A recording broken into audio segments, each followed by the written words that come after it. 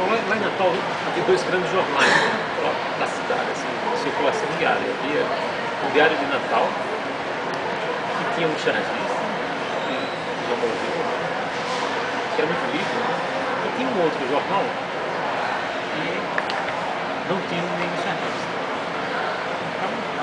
Então eu resolvi pegar meus desenhos, 13 anos, né, eu já tinha feito contato com o pessoal do grupo de pesquisa de histórias em quadrinhos chamado. Aí eu resolvi ir na Tribuna do Norte e levar meus desenhos, né? E eles gostaram e eu comecei a fazer charges sobre futebol, que não é a minha praia, porque eu não curto futebol. Eu até acompanho por obrigação, mas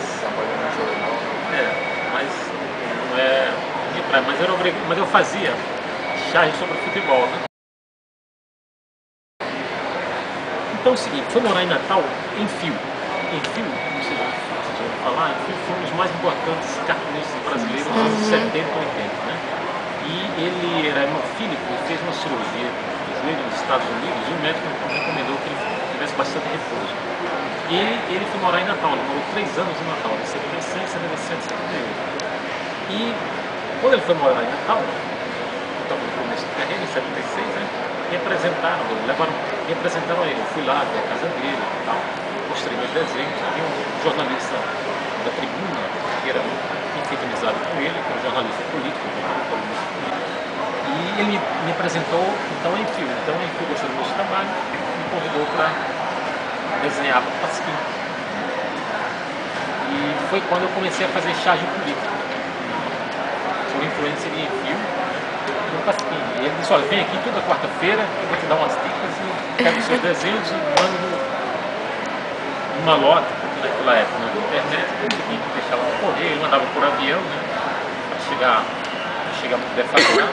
Chegava lá toda quarta-feira e assim saía com o Pasquim, outros jornais da imprensa alternativa debaixo do braço, me emprestava uns livros. Foi ele que te apresentou então para todo esse mundo. Universo. Eu tinha acabado de entrar na redação, estava descobrindo o mundo, né? Então, mas o grande empurrão foi que me deu. E eu lembro que, no primeiro dia disso, lição número 1 do chargista, para você aprender. Você leia tudo, até receita de bolo. O chargista lê tudo. E ele já me deu de presente, ó, já leva isso aqui para você ler essa semana, que era um livro de Milor Fernandes, chamado Composições Infantis. Composições Infantis. Ele escrevia de forma infantil, tudo errado. Ah, que legal. E isso, olha, Milor Fernandes é o melhor de todos nós. Você já começa com o melhor, lê esse aqui. E eu li. E toda semana ele me emprestando os livros, né? Então, eu já entrei ali, né? Num clima de um jornal, que o jornal era um jornal político mesmo, um jornal da cidade. Tinha um outro que era um jornal menos político, digamos, e enquanto esse era mais politizado. E eu já entrei aí, né, nesse clima que era um clima que já havia no Brasil. Quando o general Geisel, né, em 77 por aí, começou a falar de extensão, que depois vira a abertura com o general Figueiredo a partir de 79. Mas antes, o Brasil já começava a ver um clima de abertura, né? Em 77 houve aqui pela primeira vez uma manifestação na Faculdade de Direito, os professores de Direito e estudantes lançaram um manifesto pela democracia, pela volta da democracia no Brasil. Começam a haver algumas manifestações, né? Tentativa de reorganizar a UNE, né? E depois, em seguida, em 78, tem essas greves do ABC. Então, eu comecei num momento de grande efervescência política no país. Isso me influenciou bastante, né?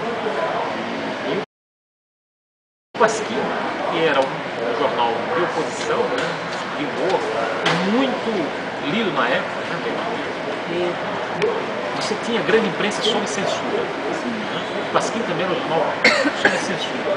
Você tinha alguns jornais, alguns jornalistas, eles eram pessoas, nomes proibidos, e foram demitidos, caçados, perseguidos, né, e estavam desempregados. E eles resolveram então montar um jornal de humor, né, para sobreviver também, né? Teve espaço. Né?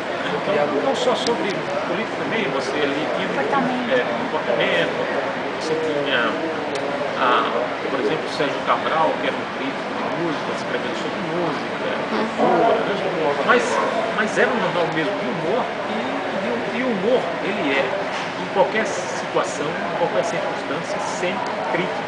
O João Fernandes disse que se não é humor, se não é crítico, não é humor. Era piada.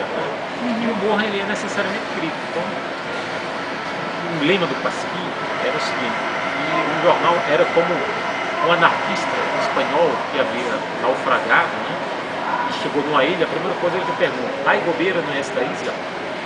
Aí alguém disse: sim, sou contra. Não interessa, não interessa o governo, a obrigação, não é o direito de fazer crítica ao governo, é a obrigação. E Phil, ele é muito interessante.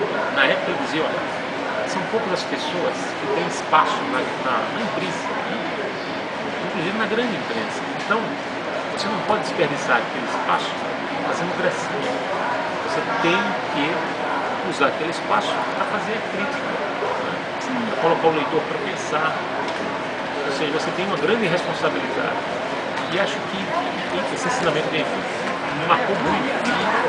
Eu tentei, entendo, nunca perder de vista essa linha de fio, de que o chargista e o jornalista em geral, mas o chargista em particular, ele tem a obrigação da crítica mesmo, de criticar, de analisar, não pode ser conformista. É te dizer que a grande capacidade do chargista é a sua capacidade de indignação. O Pasquim, usar o humor, ele conseguia driblar a censura. O jornal ele sofria censura prévia.